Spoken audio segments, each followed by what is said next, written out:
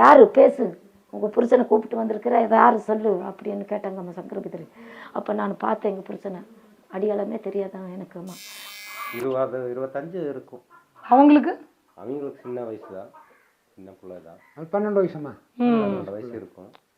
நான் படிச்சுட்டு இருந்தேன். இவனை மிரட்டி கல்யாணம் பண்ணுறாங்கம்மா. அங்கே மிரட்டி சங்கரபிதரி தான் கல்யாணமே பண்ணது எனக்கு. அப்புறம் அப்படியே மயக்க மாதிரி ஒன்று பின்னுக்கெல்லாம் ஊற்றி அப்படியே விழுந்துட்டேன்.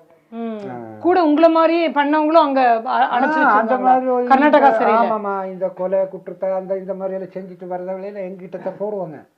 நான் தான் அவங்களுக்கு எல்லாம் பத்தியெல்லாம் சொல்லுவேன், எல்லாம் நல்லா கொஞ்சம் திருத்துவேன் அவங்களெல்லாம். இந்த மாதிரி எல்லாம் செய்யாதீங்கப்பா, இந்த மாதிரி எல்லாம் கஷ்டப்படணும், குடும்பமே வந்து கஷ்டப்படணும், இன்னெல்லாம் இதோட விட்டுருங்க, செய்யக்கூடாதுன்ட்டு எந்த பிரச்சனைக்கு உருமாட்டேன். அங்கே இருக்கிற அதிகாரிகளுக்கும் எந்த பிரச்சனை வராமல் பார்த்துட்டு இருந்தேன். நான் இருக்கிற வரைக்கும் 11 வருஷம் இருந்தேன். 11